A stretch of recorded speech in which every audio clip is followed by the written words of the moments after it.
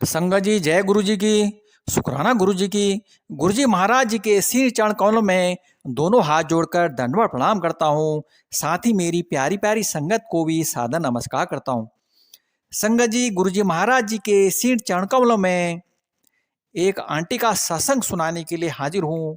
तो संगत जी, आप भी सभी संगत गुरु जी महाराज के दरबार में हाजिरी जरूर लगाएं संगत जी, और सत्संग को अंत तक जरूर सुने संगत जी। साथ ही शेयर भी जरूर करें ताकि गुरु जी महाराज की कृपा हमारे पूरे संगत परिवार पर हमेशा हमेशा बनी रहे। सत्संग शुरू करने से पहले मैं गुरु मंत्र का जप करता हूँ। ओम नमः शिवाय, शिव जी सदा सहाय। ओम नमः शिवाय, गुरु जी सदा सहाय। जय गुरु जी की। शुक्राना गुरु जी की। तो संगत जी, एक बार गुरु जी की शरण में आने पर वह हमारी सब चिंताओं और कष्टों का निवारण करते हैं। चूंकि हमारा ज्ञान हमारे अनुभवों और वर्तमान परिस्थितियों तक ही सीमित है, हमें स्वयं की आवश्यकताओं को समझने की सामर्थ्य भी सीमित है।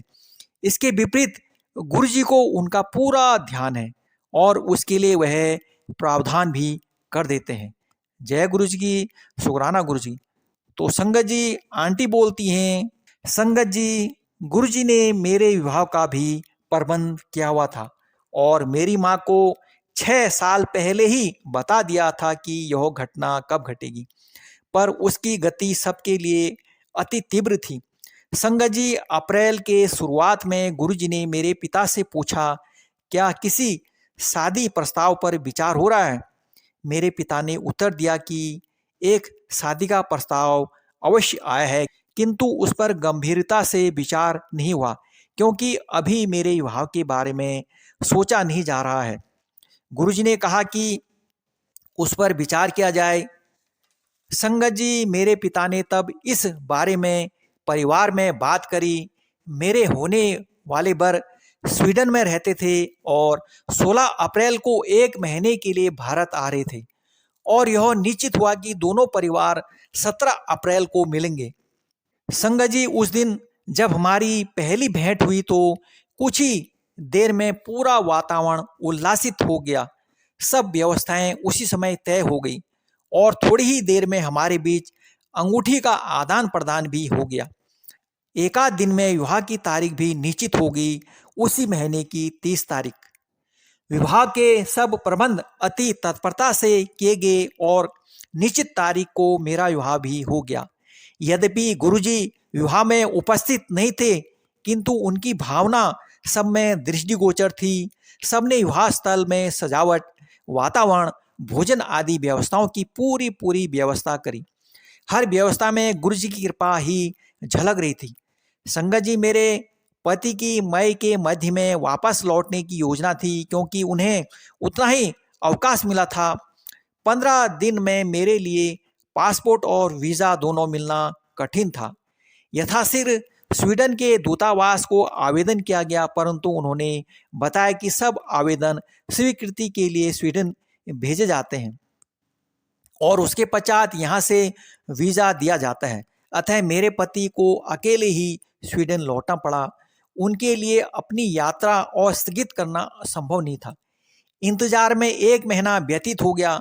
स्वीडन में मेरे पति ने भी दूतावास में शीघ्रता करने के लिए निवेदन किया। जून के शुरुआत में ऐसा लगा कि वीज़ा 1 सप्ताह में मिल जाएगा।